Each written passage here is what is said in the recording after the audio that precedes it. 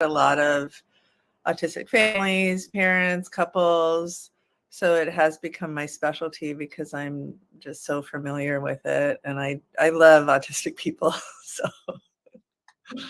that's awesome. So can you tell us the actual definition of autism? Well, it's a neurodevelopmental disorder. But kind of the current thinking is that it's not really a disorder, it's a difference. But we go by this medical model in the United States that says just like any medical issue, you have to meet certain criteria to get that diagnosis. So it's hard. It's a difference in the way we socialize. So what we call neurotypical brain versus an autistic brain. They socialize differently. They understand social interactions differently. And when a child is growing up, that's something that can be very apparent in some autistic children, is they don't really show an interest in peers, or they may be interested in peers, but they don't really know how to interact.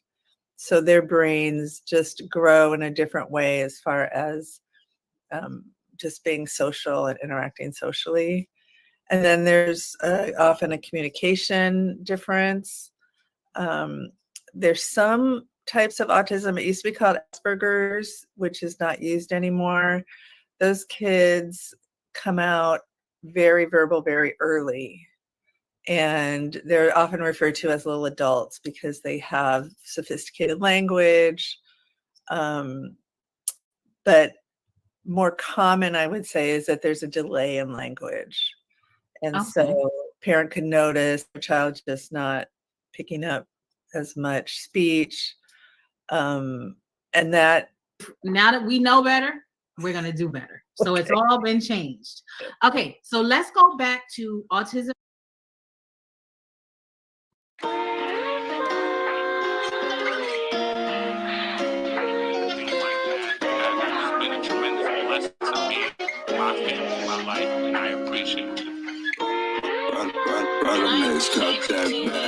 Like I said, I always try to express my appreciation, to everybody. It's a lot of perspective. Full empowerment, you better be respected. Lady Fresh on the motherfucking check-in. She got her back, she stay protected. Just a fresh perspective. Full empowerment, you better be respected. It's for the geniuses to get you through the night. Not for the haters that you they don't come outside. Lady Fresh. And that's just kind of started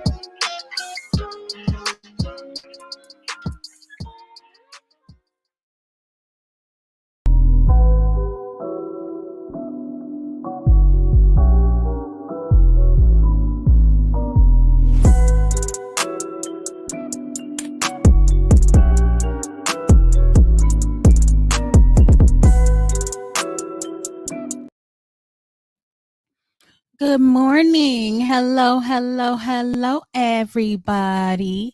Thank you for tuning in to another episode of The Fresh Perspective. I am your host, the one and only Lady Fresh.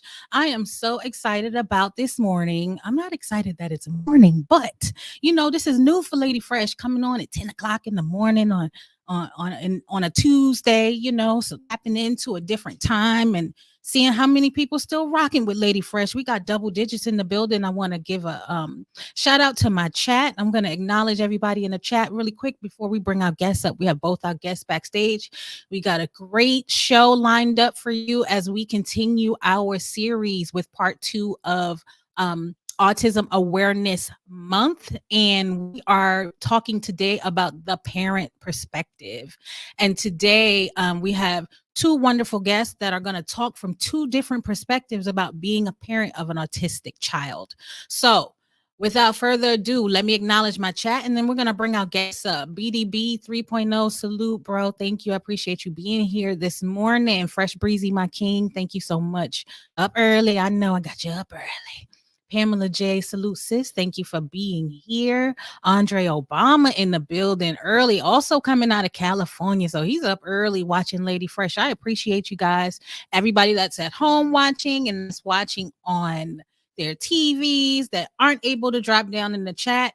Good morning, guys. Hey, hey, hey. You know, I got my green here for my Celtics. You know, we in the playoffs, so you know, gotta keep the sign green for right now during the playoffs. But I appreciate everybody for tuning in this morning. Let me see if I can get my lighting a little bit better. It's looking a little dull in here this morning. How you guys doing? I can't promise y'all that I'll come on this time of day on a regular basis because I'm usually at work. So I'm going to go ahead and start introducing our panel. First, I'm going to be bringing up Miss Cali.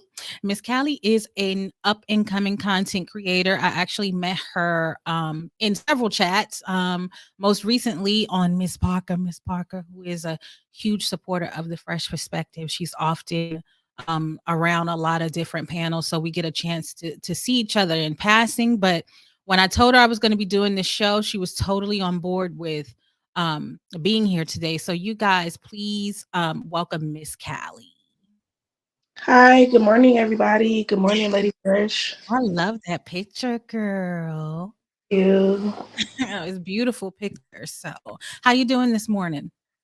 I'm feeling better this morning. I'm doing okay.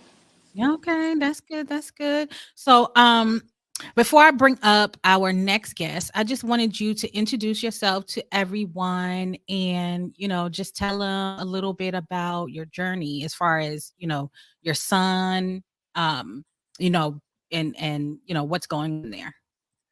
Okay, well, hey, you guys. I'm Miss Callie. As she stated, I am an upcoming content creator, still fairly new to it.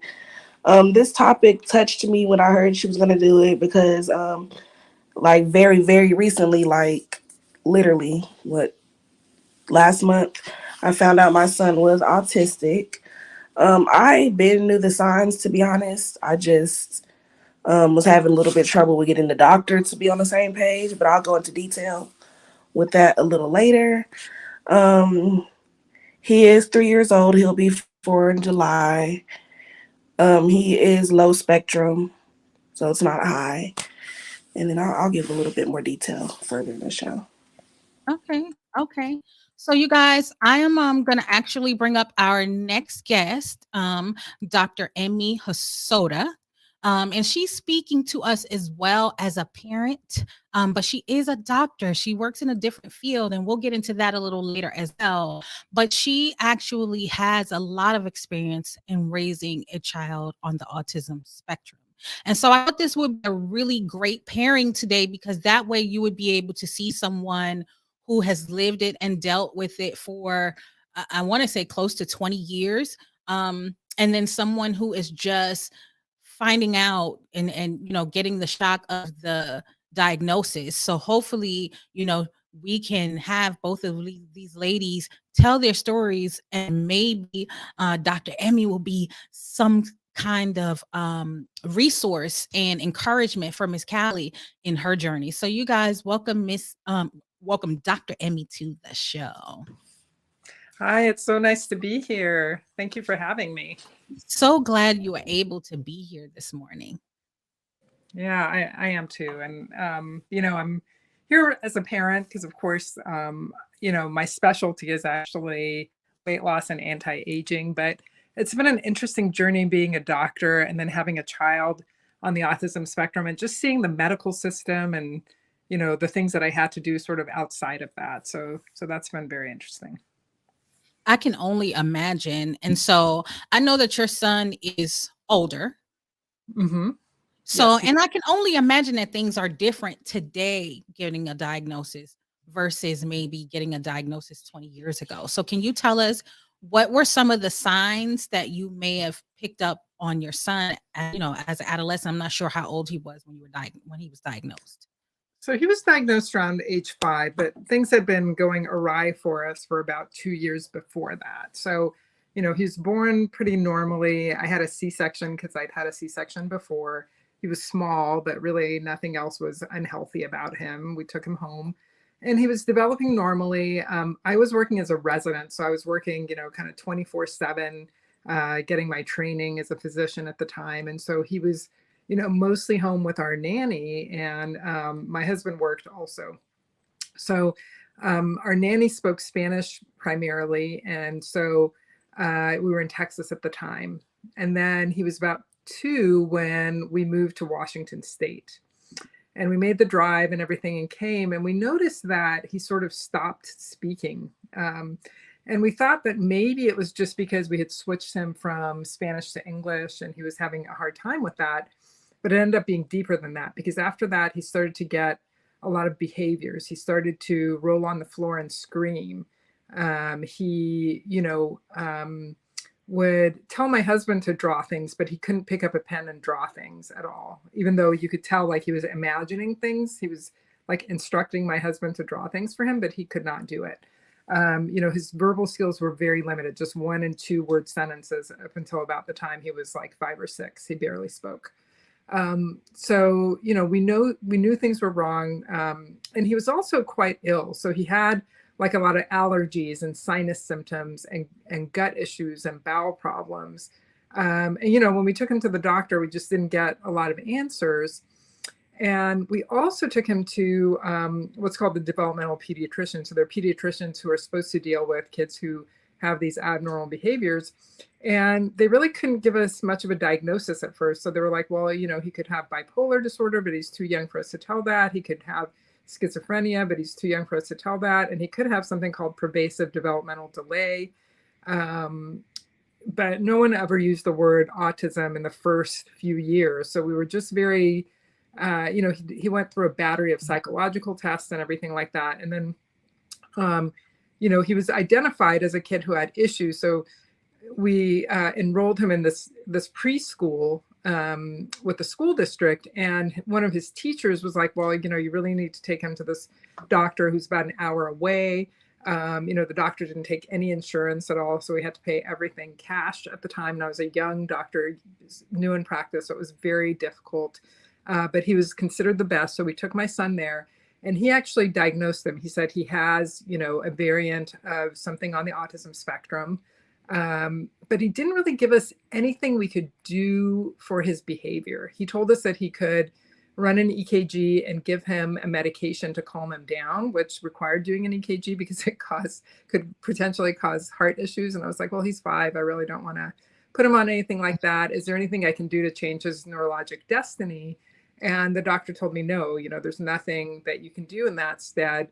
You can just calm him down. But he did give us some really good tips on how to deal with him. So some of the good tips he gave us was never raise your voice. So what he said was, your son, when you raise your voice, all he can hear is the voice because they're very sensitive to sound. Mm-hmm. So he said, you really need to keep your voice very even when you speak to him.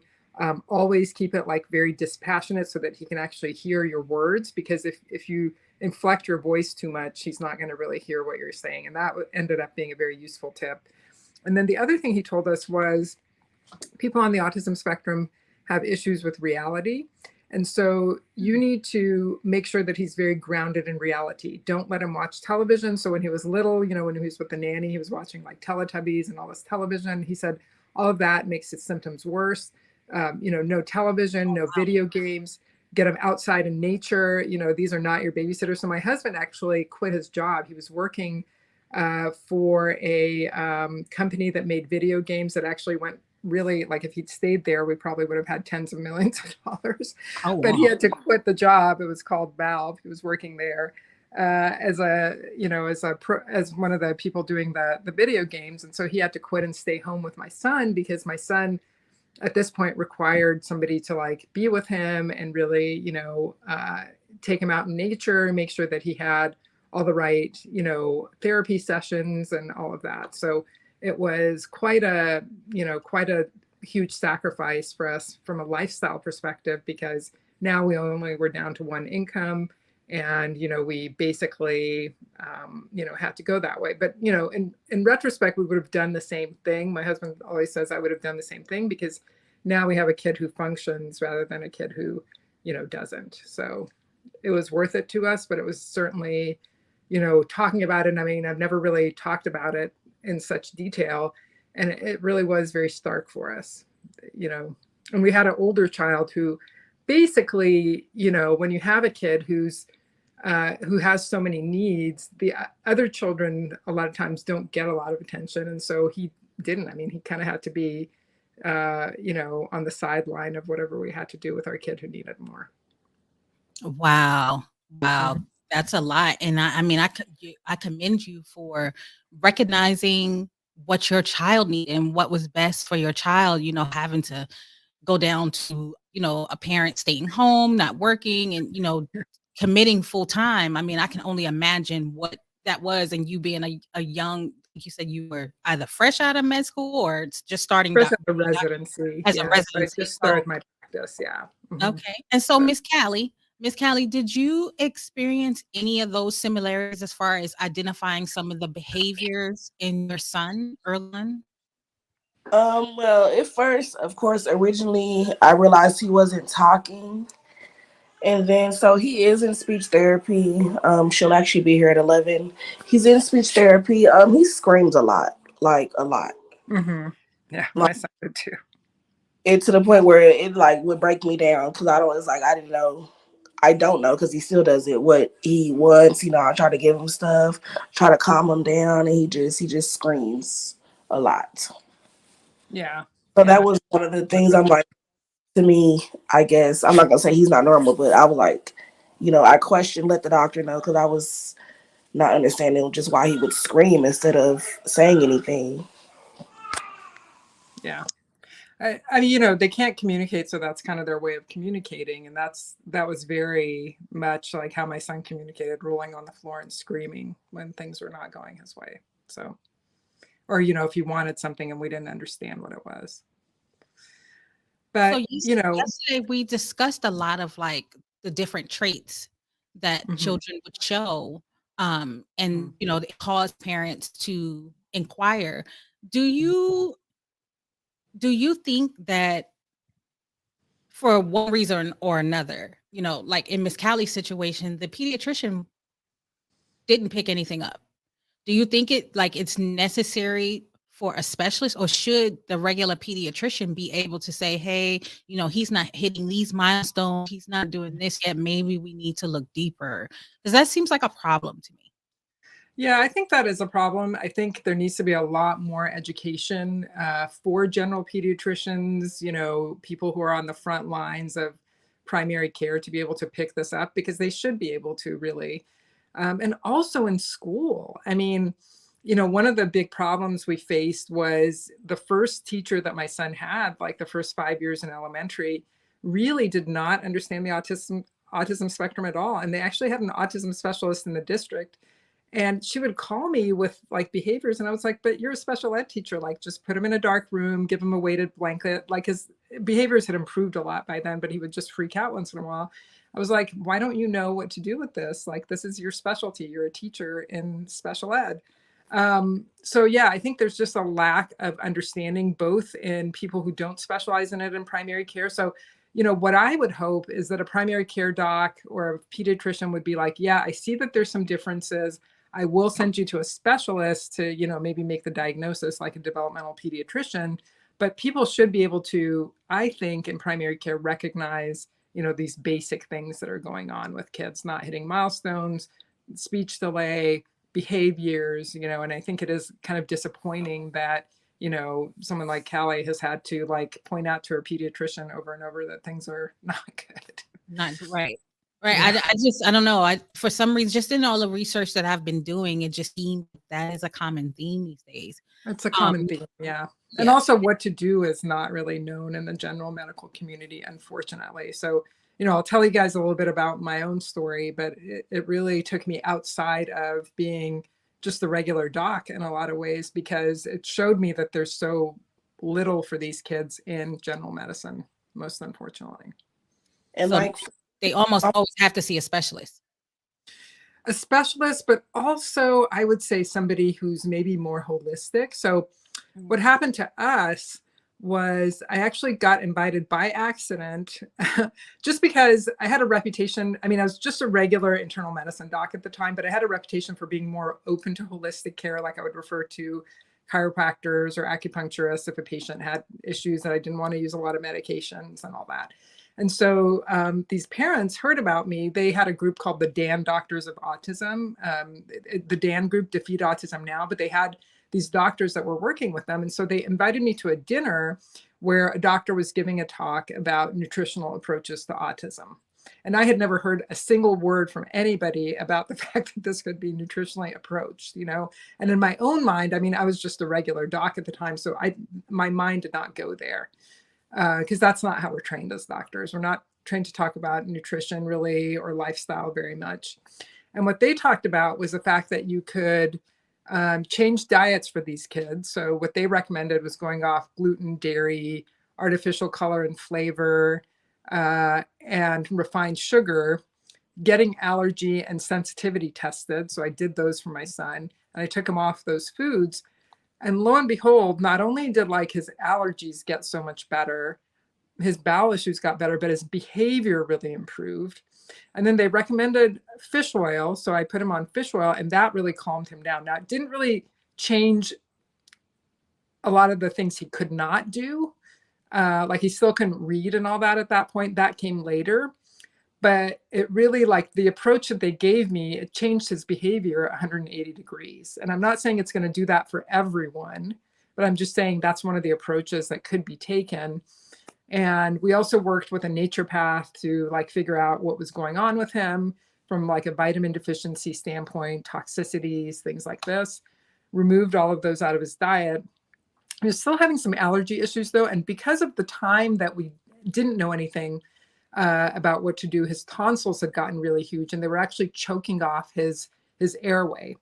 And so he got his tonsils out, but everything they gave him from an allergy med perspective just made him sicker and sicker because a lot of times people on the spectrum, they're so sensitive to the additives in the medications that the additives in the medications actually affect them more than the medication can benefit them because they have issues with detoxifying things.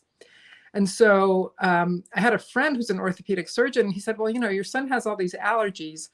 Why don't you start him on this antioxidant that I'm giving my kids because it's really helped them with their allergies. And it just had like pine bark and bilberry, which is an extract of blueberry, and citrus bioflavonoids, which are like a natural vitamin C. And so I'd already put my son on this diet. I'd put him on fish oil. I'd taken him to all this therapy. You know, we had changed all of these things about our life. My husband was staying home. I gave him this antioxidant, and all of a sudden in 3 months, he went from like not recognizing letters to reading recipes and doing cooking because he was always very interested in food. And so literally like his neurologic destiny changed by doing all these lifestyle things, changing his diet, you know, putting him on fish oil, putting him on antioxidant. And then later on, we put him on some different other things, digestive enzymes and a special kind of B vitamin, because a lot of kids on the autism spectrum have issues with metabolizing B vitamins. And with that, he really, over time, he just got better and better and better. And then when he went through puberty, it was like a lot of things normalized for him. So now if you met him, you would have to talk to him a long time to figure out that he has kind of narrow interests and his interests are maybe a little bit younger than his age. Like he still likes dinosaurs and things like this. But he's going to college, you know, he's making great grades in college. He's going to graduate from college. And so, you know, his destiny was really changed from this kid who was rolling on the floor screaming, where we were told like, yeah, this is what you can expect from him, to this person who's super productive in society. And so I just want to give moms hope that, you know, don't give up on your kid. Like, get a lot of different opinions. Look for other ways of helping them outside of the regular medical system, because there's not a whole lot for them in the regular medical system. Do get them the therapies and all that.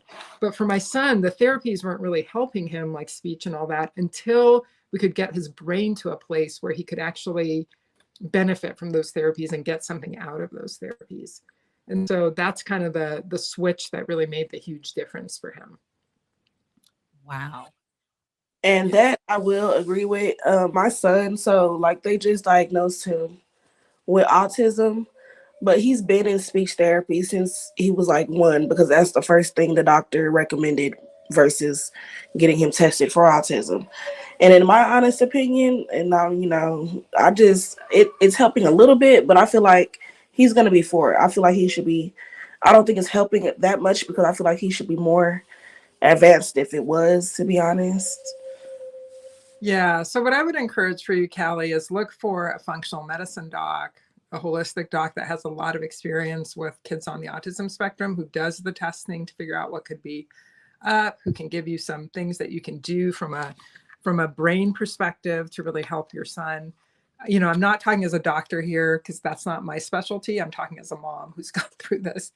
And that would, if someone had told me this when my son was 2, I think I would have been really, really grateful to them. I just had no idea. And so I just happened to have a bunch of lucky things happen. And then I ended up, once my son really responded to this antioxidant, I was like, I got to do research. And I started doing a lot of research about it. And that's when, the internet had gotten to the point where you could just really easily research things. Because we're talking like the early 2000s at this point. And that's when I started really finding out like, there's all these different approaches for these kids that, are not really being discussed with me when I take them to the doctor's office. So it seems like going a holistic, at least trying it for a lot of different things work. So much better than a lot of these medications that they try to put people on a regular basis. Like a lot of the medications have so many bad like side effects that it almost feels like you're worse off taking the medication than living with whatever condition, or if you have a disease, or if you have anything, you're worse off taking the medication. I know I've experienced in a type 2 diabetic, the first thing they want to do is give you metformin. And that is not an across the board type of thing that you can do to, get people healthy. A lot of times it's way more than that. It's deeper than that. And it's things that you can find in your own refrigerator.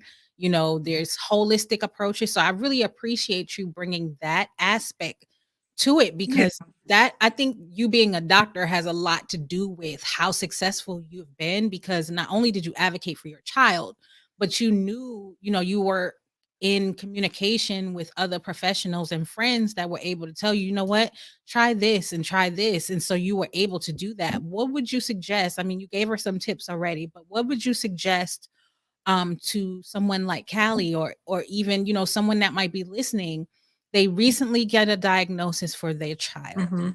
Callie mentioned yesterday, I have a family member that mentioned recently they got the diagnosis. The waiting list for speech therapy or any other type of therapy is a year long or 6 months long. What are some of the things that you can do at home to kind of tackle some of that? Yeah. So again, I mean, this isn't my area of expertise. I'm just the parent. I mean, medications have their place. I just think for my son, they do not have a place. But, I mean, if somebody's blood pressure is 200 over 120, I'm not going to give them herbs. I'm probably going to give them a medicine and then work on their lifestyle. But in this case, I mean, it wasn't the solution at all. And what I would say, Callie, is really, like I said, seek out a doctor who is holistic and really understands the autism spectrum. Ask around, do your research. I mean, the internet is so helpful now. It was not very helpful back in the early 2000s. But, it's so helpful now. I mean, you can find people, you can even find people in different places in the country that can do things for you remotely. But find somebody that can do the testing, get to the bottom of what's going on with your son, give you specific recommendations for him, but somebody who's experienced, and ask around and make sure you have good recommendations too, because there's a lot of I'll say maybe not so kosher people in the holistic space also. So you have to kind of do your homework and ask around, and maybe form a community with other moms on the autism spectrum around you.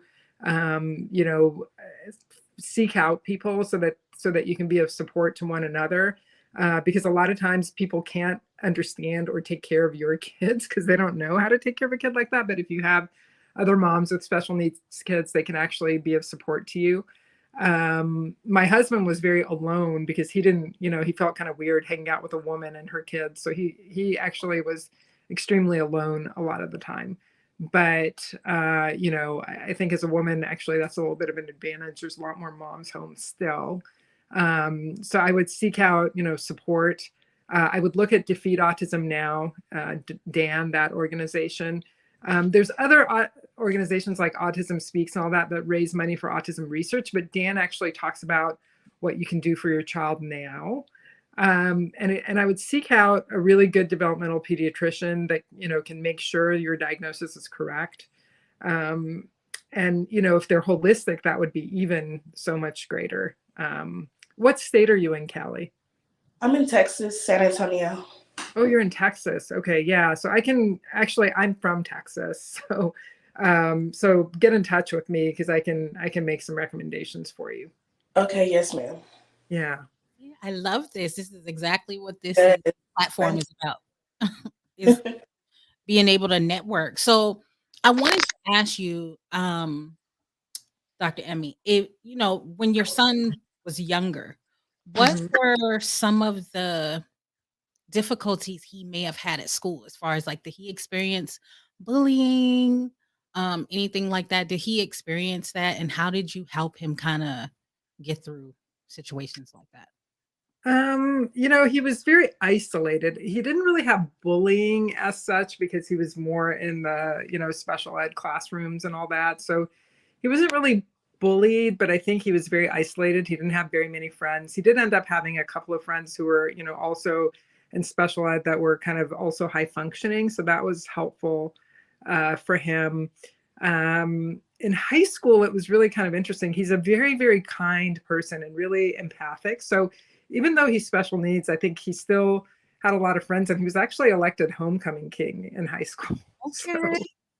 Yeah. So, I think he just thankfully that we're in a small community and people were very, very deferring to him, and he's kind of a big guy and a really strong guy. So I think that kind of kept people from bullying him too much. But I think that can be an issue for some kids for sure. But I think, that's the other thing is find community, find a school where your kid's going to get treated well. That's one of the really important things to do. Did you have to change schools? We did change schools, but only because of, where the best special ed teachers were in our community. So, yeah. Okay. I've had to do that before. With my oldest child, sometimes you may be zoned to a school that, they do zoning in Georgia. When I lived there, and sometimes you may be zoned to a school that is just not good for the needs of the child. And they would try to tell me like, "Oh, we think, she might need to be in a special ed class or go back a grade or, you know." And I had to really advocate for her. And all it turned out to be, she was like a genius in math. She was like on a 5th grade level of math, but her reading was like 1st grade. And I think she was in the 2nd grade. So she was behind in her reading, but she was a genius in math. Yeah. All it really took was I needed to move her to a school that had more, like a class that was smaller. That she was in a class with 30 kids. She couldn't thrive in a classroom setting like that. So I realized, you do have to sometimes make sacrifices and changes when you realize that your child needs something.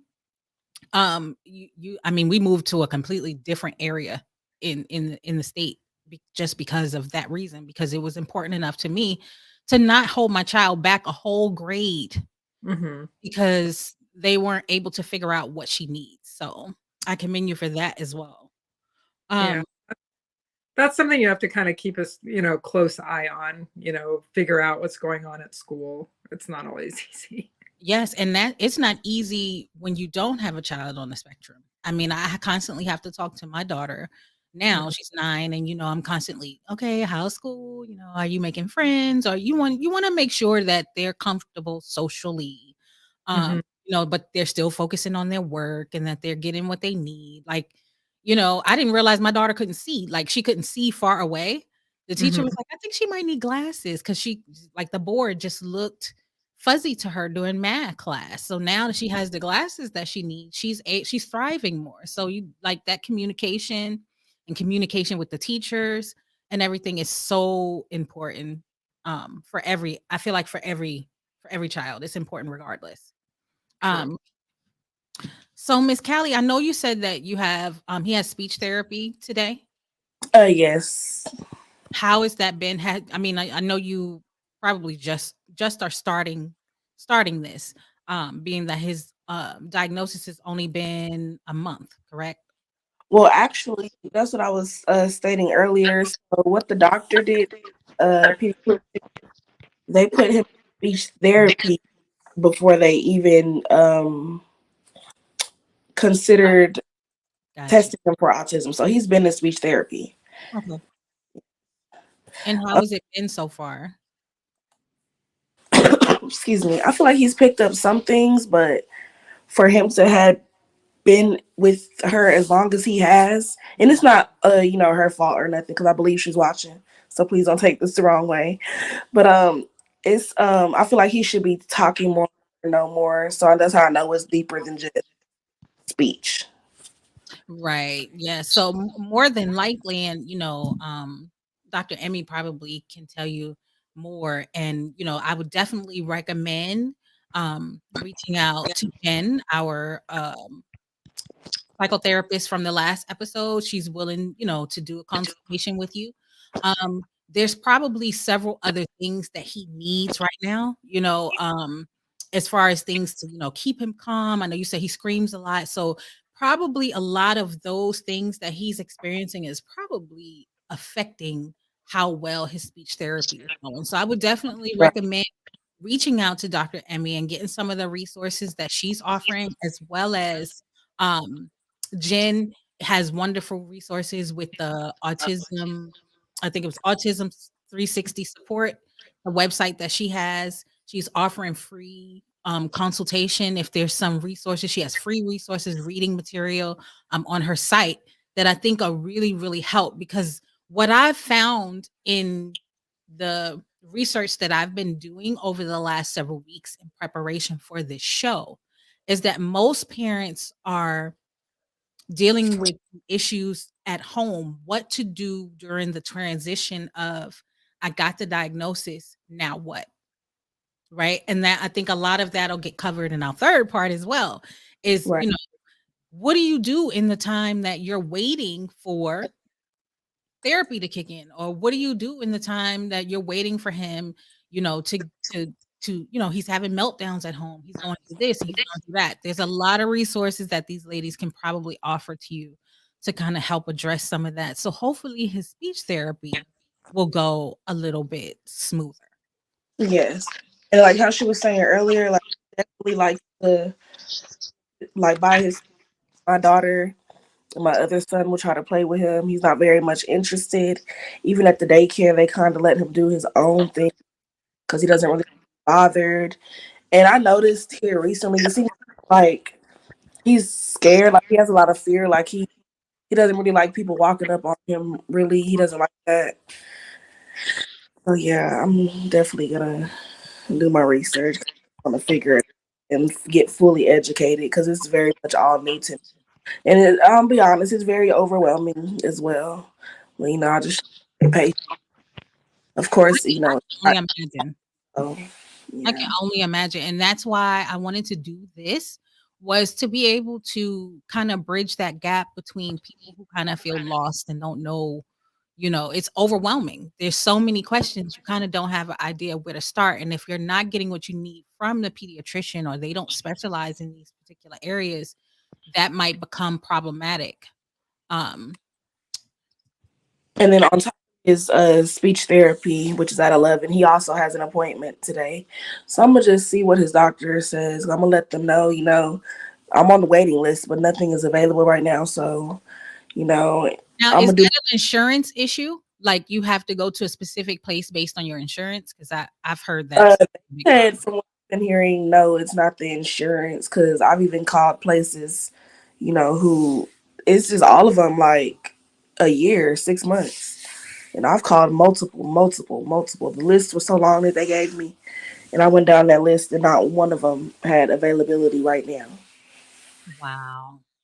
Right. And I feel like that's a problem. And hopefully you'll be able to tune in to the episode that we're doing on Thursday, because Oh I yes. believe that our art therapist will have some excellent resources as well. Again, she can't work outside of her licensed state, but Right.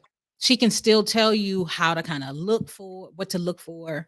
Um, Art therapy apparently has had huge success amongst autistic community, as well as grief. There's a whole anxiety. I probably need to see art therapist, girl. So, it's a whole lot that art therapy can be used for. So I think that's going to be a really, really interesting component to this show, is to kind of see alternative ways to help. And a lot of psychotherapists and therapists will contract out with art therapists to aid in things like this and autism and everything. So I think you'll get a lot of information from the Yeah, next episode as well. really, I'm so thankful for this series. Like yesterday was great. Today was very educational. So I just know Thursday's gonna be good too. Yes. And then hopefully, guys, hopefully I'm gonna be able. Dr. M dropped off, but hopefully she'll be able to come back up. But I'm hoping to be able to confirm a fourth part. We're still trying to get and to get someone that's available to do the show that lives with autism, that's an adult and lives with autism. So I'll be announcing that probably on episode 3, whether or not we can get that person on. So while we wait to see if Dr. Emmy is able to come back, let me go through some of the comments and questions. And if you have anything that you need to add, Miss Callie, feel free. And Okay. if you guys have any questions, go ahead and drop them in the chat. If you have any questions for Miss Callie while she's up here solo, now's a good time to go ahead and drop those in the chat. Words of encouragement, anyone that might have a child on the spectrum that might be able to offer words of encouragement to Miss Callie. It's a new diagnosis. She's trying to do everything she can to take the steps to get him the help he needs, and there's some roadblocks. So let's take a look and see what's in the chat, if there's any questions here in the chat. Go ahead, Miss Callie, if you have anything you want to add. No, I think Jeanette asked, was there a regional center in my state? I'm honestly not. I haven't heard about any, but I'm sure there is, but that hasn't been brought to my attention. So I definitely will do my research. Okay. Pamela J says it would be great if schools could organize parent support groups inside the schools. That would be awesome. That would be awesome if that was something that could be done, even if, parents could get together on their own and, support one another. And I wanted to ask you actually, Dr. Emmy, how important is, family support to the development, like the changes that you guys had to go through, as far as, I know you said you have an older son and a lot of attention had to be given to your younger son. So it changed the family dynamic, I can only imagine. But how important was it to have the support of everyone in your family? It was really important. Unfortunately, we had moved out here to Washington State from Texas, so it was just us. I mean, we were pretty isolated, but we happened to meet an elderly couple in our church that kind of became like, surrogate grandparents. And they actually had a really good understanding of kids on the autism spectrum. They were super kind to my younger son, always, took him hiking, taught him math. They were always there to, help us if we had an emergency, to babysit. I mean, it wasn't like, your own parents where you can drop them off and go on date night. But if we had an emergency with our older son or something, they were always there to babysit. They were there to pick up the kids in a pinch. So that was really very important to have that kind of support. My whole family, though, was really supportive. Like if we went on vacations together, my mom's also a nutritionist. My sister, who I actually want to maybe hook up you with, in Texas there. She's actually a holistic allergy and immunology specialist. So they were all very on board. I mean, it was really nice to like go on family vacations, and, you know, they made sure that my son had gluten-free and dairy-free desserts, and my sister would bake for him and, you know, make sure that he didn't feel excluded. So I think that's super, super important. I think, you know, sometimes even going to church can be really hard when you have a kid who's on the spectrum, because, you know, their behaviors are not always very familiar to people. So to have people be really understanding and make you feel welcome, I think is so important. So if you're in a faith community and there's kids, parents with kids on the autism spectrum, like reach out to them because they really need you. I mean, that's really one place where you can be of service is, you know, reaching out to these parents and, you know, helping them with whatever they need with their kids and making their kids feel welcome. We happen to have like a vacation Bible school right down the street from us that actually catered to kids on the autism spectrum, and they had gluten-free and dairy-free food. So they had a place for them to go that was, you know, very accommodating, and they actually had counselors, and they had taught the other kids like how to behave. So like my kid would go to the pool, and there'd be like these kids from Vacation Bible School who are like, oh, you know, hey, Vahid, you know, and it just meant a lot. So I think, you know, those are just little things that people can do in their communities for parents who are feeling really isolated and really have a hard time, you know, going a lot of places. And so just, you know, just be aware of that, you know, be aware of what's going on with these parents, and try to be of support to them, because a lot of people don't, like we didn't have a lot of family around. And so our faith community was super, super important to us when it came to, you know, helping us with our kids. You know, having my family on board for vacations was super important. So, you know, if you're that family member, if you're that church member, just keep that in mind.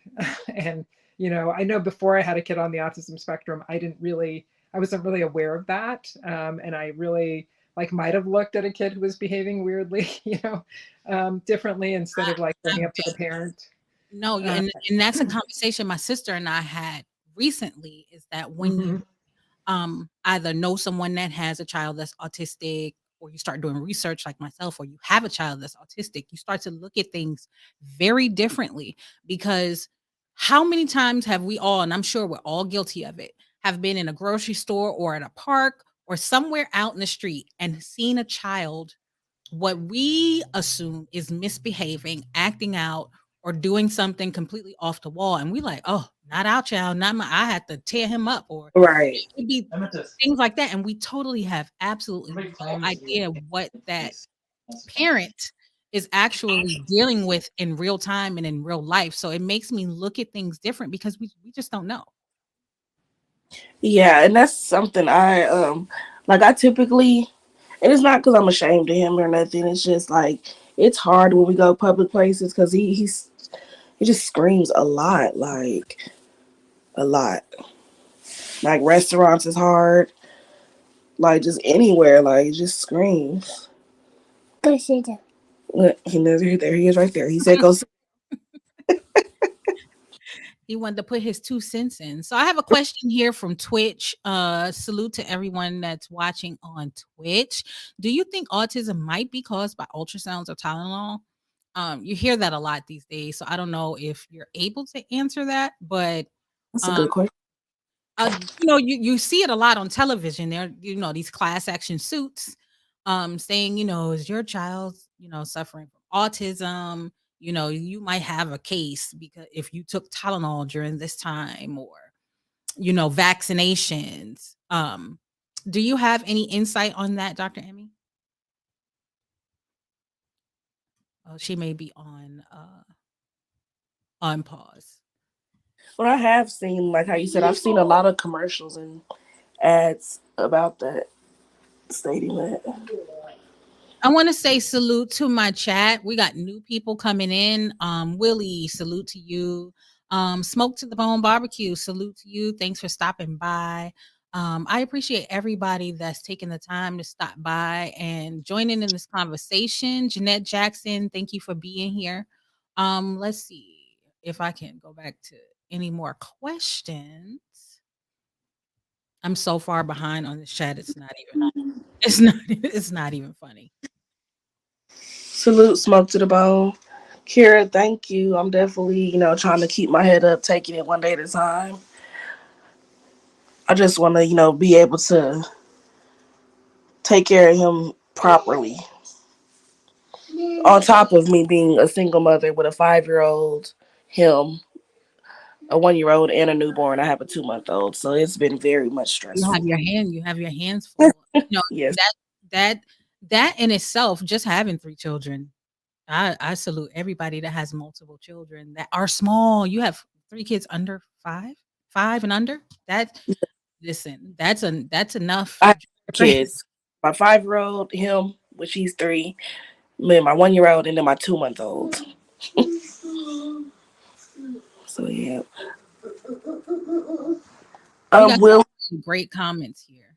Willie, he likes a lot of, like, if it has music, that's him in the background, you guys, excuse me. But if it has like music, he's all for it. He likes any shows, any movies, as long as it has some type of singing or music in it. I don't know. Dr. Emmy, can you hear us? I think she might still be on mute. She might have it completely muted. Let's see. Miss Callie. Surround yourself with positive people that can help you manage going forward. Stay strong.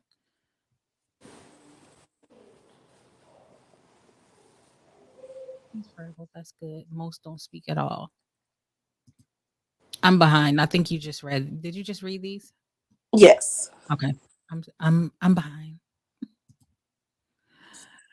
Journal when he has an episode and what you're doing and where you were when he was triggered. That's a good idea. And find ways to redirect his behavior in a positive way. Yeah, I'm definitely gonna start doing that.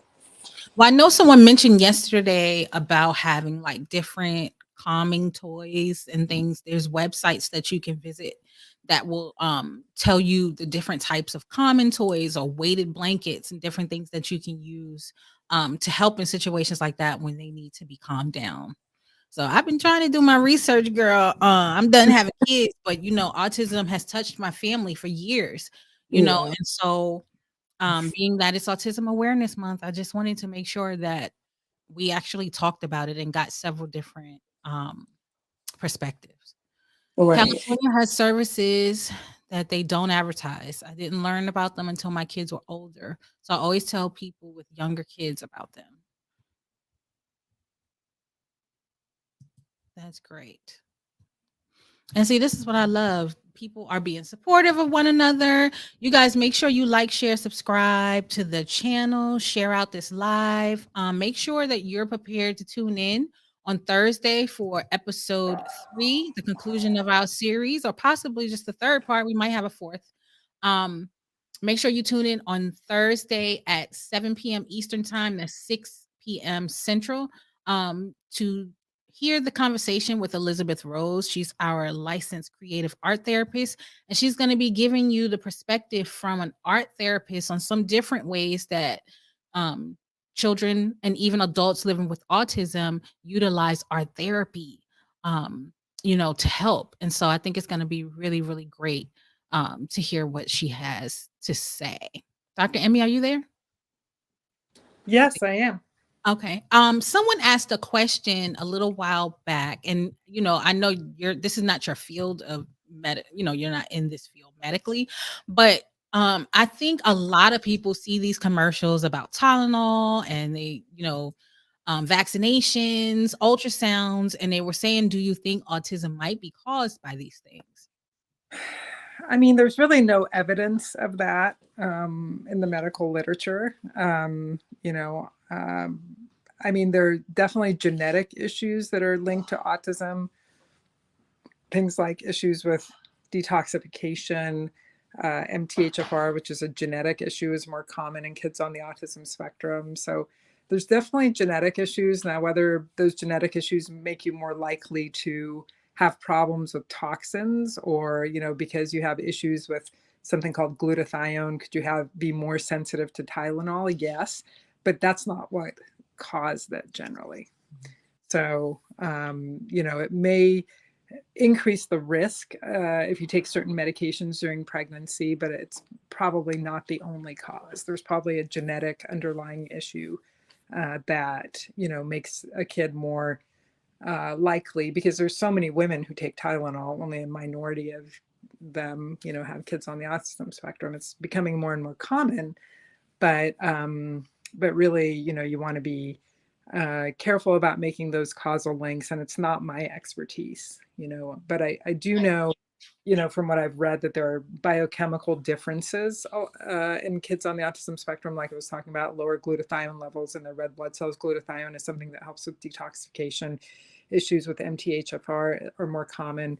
That's a gene that has to do with B vitamin processing, again, affects detoxification. So could they be more susceptible to toxins and certain things? Certainly. But is it the whole picture? Probably not. All right. Well, I mean, that was a great answer. And I didn't think I think I was hearing that it's very unlikely that any of those things cause it, that it's genetics. Mm-hmm. It's a Um, genetic. Now, anything is a amalgam of genetics and environment. I mean, the genetics for autism have always been around. The incidence is increasing. There's some arguments that it's just being recognized more. I do think it's increasing. A lot of docs, a lot of teachers rather, who have been in the business for a long time have told me, no, it's not just that it's being recognized more. The number of these kids is increasing. So I think that's probably true. And our genetics haven't changed that much. Our environment has changed, but to say it's one thing, I don't think it's one thing. I think it's just there's so many things that could be affecting someone who has issues detoxifying. Okay. So I want to transition quickly before we end this live. I got a couple more questions for you. Let's switch over to your son. Now he's an adult. He's about to graduate from college. How was that transition, not only for him, from being an adolescent with autism to being a young adult with autism? What was that transition like for him? And what was it like for you to have to kind of see him off to, to school? And how, I know there's a lot of anxiety just as a parent, period, to let the kids fly the nest. But how was that for you? Yeah. So, it was slower than it is for most kids, because he lived with us the first 2 years of college. When he went to community college kind of near us, they had a lot of programs in his community college to support him. So that was really, really helpful. They actually helped him apply to the University of Washington. So I had nothing to do with his application there. I just, he got his letter that he got in.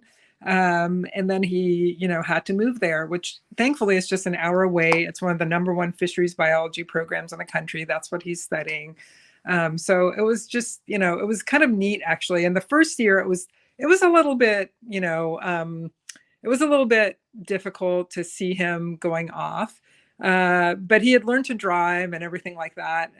He cooks for himself. He cooks better than most of us do. So I knew he'd be okay. We leased him an apartment that's within basically walking distance of the university. So all he has to do is walk to class. There's Trader Joe's and right there, right across the street, PCC, which is another really good health food store, is just a bus ride away. So he's pretty set. We have a really good situation, but he's very, very sharp. One thing that he did in high school that I think really helped him, and I think if you have a kid like this, really push them in safe environments to push their limits. So he traveled a lot with these two teachers that were really great at going on. They went all over the world. They went to the Panama Canal. They went to, this turtle sanctuary in Costa Rica. They went to Europe. And in preparation for going to all these places, they taught them how to navigate public transport. So my son's awesome at navigating public transport. He could show me a thing or two, So he had these experiences that kind of prepared him. And that's one of the things that you really want to do as a parent, is really push them to do those experiences. And gosh, the teachers loved having him, because people on the autism spectrum tend to really follow rules. So they always wanted him on these trips. They knew he wouldn't be going out and partying or drinking or whatever. So he was really well prepared because of these other experiences that he'd had. Once he moved out on his own, he likes the time alone. He likes cooking. He posts these amazing foods that he makes. on Facebook, and I just, yeah, I mean, it's been awesome. It's hard for me now being an empty nester, one kid in the Marines and one off in college, about to go to work, but it's awesome. I never thought I would see this day, when he was like a 6-year-old rolling on the floor and screaming, for sure. So See, and that right there lets me know that there's so much there's hope in every situation. And I think absolutely. that leads me into the whole thing about the common misconceptions about people with autism. Oftentimes people with autism are brilliant. Mhm. They Yeah. are very successful at whatever it is that they set out to do. We have a lot of historians and famous celebrities that live every day with autism, and they produce great movies. We have inventors, all types of people. What are some of Mhm. the common misconceptions that people have about people with autism? Well, I think one of them is like, that they're not honest or something like that, because a lot of times people on the autism spectrum have trouble looking you in the eye. There's actually a really good book by a man with high functioning autism, John Elder Robinson, and it's called Look Me in the Eye. So, like, for instance, a lot of times when people on the autism spectrum get, questioned by police and stuff, they think they're lying because they won't look the person in the eye. So that's one thing, is like it's not that they're dishonest. They have trouble like focusing on a person's face. It's too much for them. So they kind of look away. So that's one thing. Another is that they're not smart, like you were saying, and a lot of them are brilliant. They just have a different way of interacting with the world. Some people think that, people on the autism spectrum don't have empathy. I think that's totally wrong. Like, my son has tons of empathy for people. He's very, very sensitive, very, very caring about people, really honors every person. So I think a lot of that just has to do with upbringing and, nature and nurture. So I think those are some of the common misconceptions. Others is that they're not fun to be around. In fact, I think they're so fun to be around because they have such a different perspective on the world. They see things in a very different way. They see every situation kind of out of the box, and they're just wonderful people to be friends with. They tend to actually be extremely honest. So, a lot of times they don't filter what they're saying, and so people can be offended. But really, I mean, I find that very refreshing. So, yeah, Actually, so yeah. do I. So do I. Miss Callie, did you have any specific questions that you wanted to ask Dr. Emmy? No, I think the chat and she already kind of covered it. Just like basically, just for me, I just need to work on my patience because I do get overwhelmed a lot. That was my whole concern. Like, with me just finding this out and being new to all of this, so just it's something I got to work on as well, not just on his behalf. Yeah. Totally understandable. Dr. Emmy, did you have a like a self-care routine for yourself in the beginning, when you got the diagnosis and you had to kind of figure out, so much had to be poured into balancing raising both of your children and giving the Yes. special attention to him? What was your self-care process like? Back then it was really bad, which is how I got to be 100 pounds overweight. I'm kind of known as the doctor who lost 100 pounds. And the way I got to be 100 pounds overweight was all that stress, Callie. So I can just tell you, like, don't do what I did. Do No. put yourself first. Do eat nutritiously. Do find the time to exercise, most importantly, all of that. I do that now that my kids are older. But yeah, I really didn't do it when I was younger, unfortunately. So what are your plans now that you're gonna be an empty nester? Like, are you gonna be traveling more? What do you see? Because you've poured so, and I mean, it's gonna continue. You're gonna always pour into your children. But Yeah. do you have any plans to do anything that you haven't had the opportunity to do yet? I have a lot of places I want to go on my bucket list. So maybe, I'll be going to like the Seychelles or one of those places. Yeah. Sounds fun. Yeah. Yeah. I mean, you definitely deserve it. I think that you have been a wealth of knowledge for us today. I know I learned a lot just speaking to you the other day, and then again having you here on the panel. And I'm just hoping that the chat walks away feeling like they've gained something, and especially Miss Callie, Mhm. like I said, I was taken to her story when I heard it, and I was like, "Oh, she needs to Absolutely. come over." And then, at the time I hadn't had you booked, but I was like, my goal is to get her on panel with someone who Yeah, and if you can pass along my contact info to Miss Callie, I Miss Callie, I'd definitely love to will. talk. Yeah, for sure. I So definitely much. I appreciate both of you. I really do. Yeah, for sure. And so please don't let this be the last time you visit the show. I do a lot of shows, not just on awareness, but I like to do shows where I interview people with, unique stories or unique professions. Or I think what you're doing with the nutrition, that's something we really need. That's something that I struggle with, especially eating well on the road. Like I'm getting on the road in a couple of hours, and it's Mhm. so easy to pull over at McDonald's and grab that crappy burger, It you is, yeah, it know, and is. instead of getting, a nice, good hearty salad, and those are things that I like. So, you know, Mhm. nutrition is really important. Not only did you prove that it was important for your son, in dealing with autism, but like Yeah. I said before, I feel like nutrition is key with almost every medical diagnosis that's out there, changing the way you do it, adding healthier food. Absolutely. Like I really would love to have you come back and talk about your practice. Are you private Yeah. practice or do you work with in I do private practice. I help people lose weight, usually a significant amount of weight, and not just lose weight, but really lose fat, gain muscle. And my philosophy is if you're going to do that, you want to look more beautiful on the other side. So I really help people support their hair, skin, nails, so that they emerge from their journey like looking more beautiful, feeling more energetic.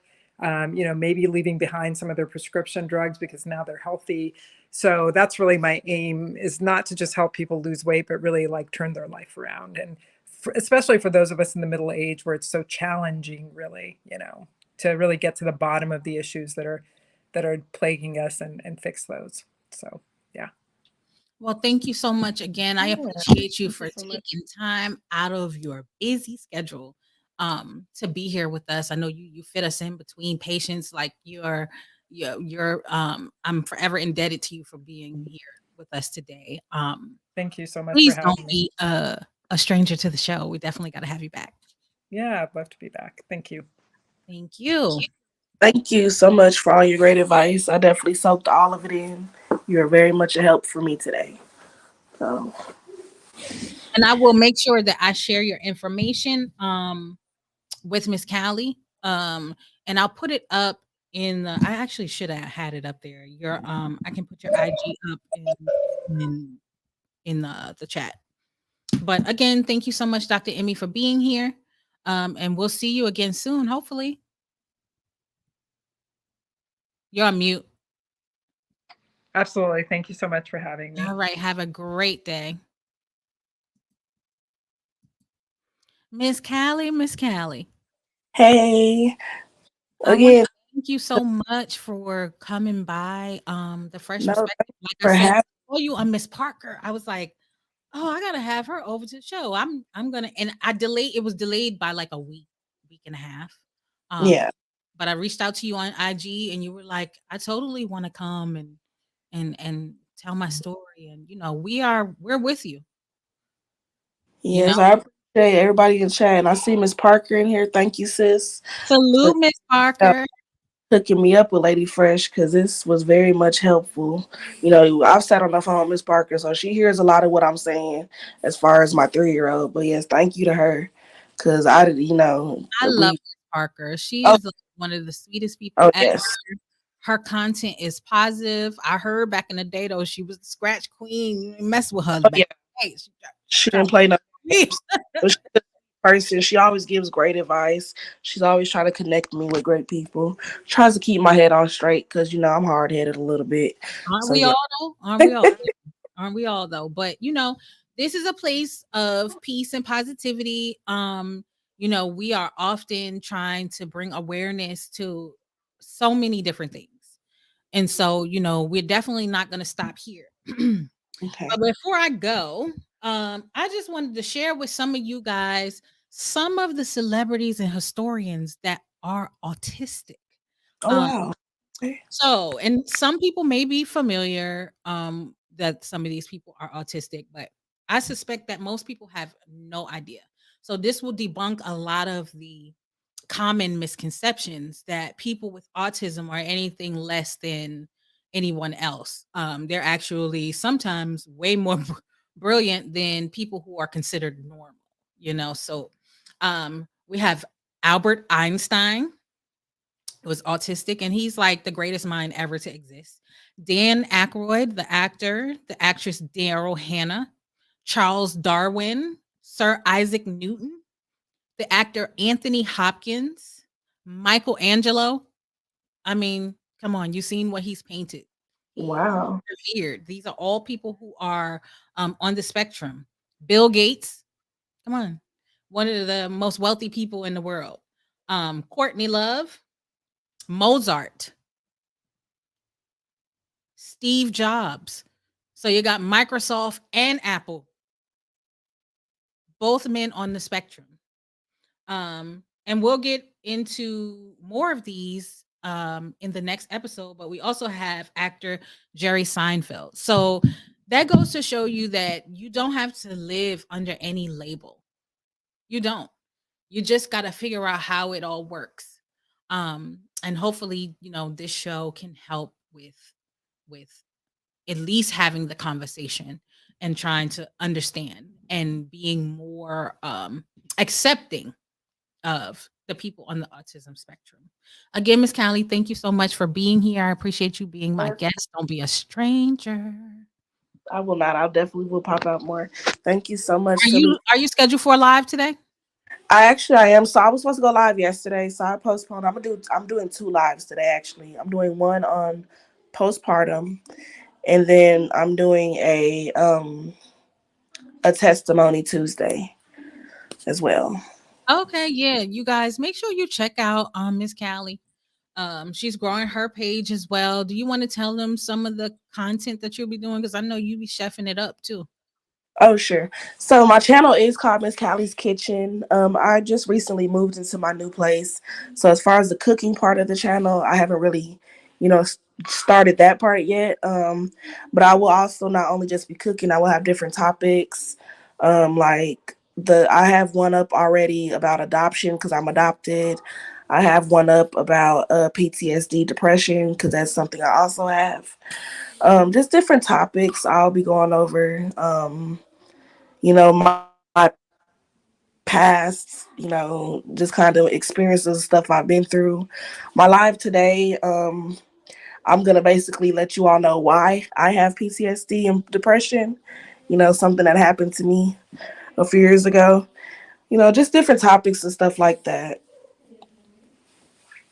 Yes, and so I feel like we're very similar in some of our goals and aspirations as far as what our channels can promote and produce for other people. Um, so you guys make sure you subscribe to Miss Callie's Kitchen Thank you. and check out some of her content. I'm looking forward to seeing where you go. I appreciate you being supportive. I've been seeing you popping in and out my lives since we came across each other in Miss Parker's chat. So I do appreciate that very much. Yes, thank you. We gotta support one another, girl. Yes, we do. Definitely do. We gotta share each other's lives. We gotta, I'm trying to get on that road to 1K. You and me both. I'm not there yet either. Stuck in like 4 I ain't got years. no excuse. It's been a whole year. May 7th will be a whole year. And I really should have been there by now. I just really, it's been a rough year, but we're definitely getting back on the right track with things like this. And I definitely want to bring more content and more awareness and have more people like you on the show to make it real. You know what I mean? It makes it real when you talk to people. You know what I mean? Well, maybe I could just do, because I like your page. Miss Parker speaks highly of you. I did my research on a lot of lives you did before. So maybe I think I want to, actually, I'm going to cancel one of my lives. I'm going to let you interview me for my testimony Tuesday. That's what I want you to do. I'm going to hit you up with more detail behind this. Good. But I'll definitely do that. I'll do that over here on your platform. Okay, we can do it here, we can do it there, and we're gonna figure out that go live together thing because I Oh, yeah. definitely have been trying to read more about all the new updates that StreamYard's made, and so it makes sense to utilize it if we can. Okay. Well, thank you for having me. Salute again to the chat. I'm gonna go out there because this therapist is here. Thank you so much. You are so very welcome. Don't be a stranger. Oh, thank you. Bye. Bye. All right, you guys. I think we got another great one down in the books. I want to thank everybody so much for tuning in. I really feel good about today. I'm gonna be honest with y'all. When I got up this morning, I wasn't feeling my best. I don't know. It's early. It's early. So it was just not my usual time. And so, I wasn't gonna allow myself to have any excuses though. I owe too many people as far as providing this type of content and getting this information out, and I wasn't going to let you guys down. So, if you have missed anything today, I will be streaming both of these lives again before episode 3. So, episode 3 will be on Thursday. So, Thursday is going to be a fresh perspective kind of day. We're going to replay episode 1 with our guest Jen Slayton. She gave a great perspective from the psychotherapist point of view. I will be rebroadcasting today's live, which was with Dr. Amy Hosoda and with Miss Cali. And that was a great, perspective from the parents. And then on Thursday, we will have our very own Elizabeth Rose. She is our licensed creative art therapist, and she's going to be talking about, after the diagnosis, what some of the alternative ways to, handle autism through art therapy, what that looks like. And so I think that's going to be really amazing. I look forward to it. I look forward to possibly adding on an additional episode. But yeah, make sure you guys share, like, subscribe, bring as many people into this room as possible. I think this is a very important topic for us to cover. If you really did enjoy today's content, feel free to go ahead and hit your girl's Cash App. It does take a lot of time to do this vetting process before I bring these guests on, and just trying to make sure that I provide you guys with top-notch guests and quality content. Again, I appreciate you guys for getting up early. I was very surprised to see so many of you guys here this morning. I appreciate it. I didn't expect to have anybody in the chat this early. Most, it says that most of the people that watch me would be on in the evening. So it was a very nice surprise. Again, thank you to my moderators, BDB, Pamela J, Fresh Breezy, Lotus Flower Bomb, all the guests that popped in, first time visitors, people watching on Twitch. I still haven't gotten my Facebook Live worked out. I still got to figure out how to get that right. But Kira Love, thank you for stopping by. I think I seen the Dirty Kenzo stop by. I appreciate you so much. Miss Parker, thank you. Jeanette Jackson, thank you so much. Willie 3, Andre Obama. I believe we had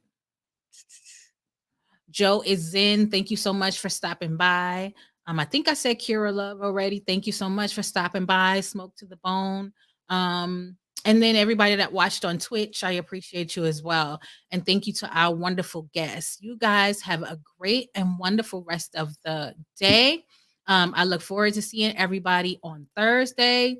And make sure you like, share, and subscribe. Rock bottle on the track, boy. Yeah.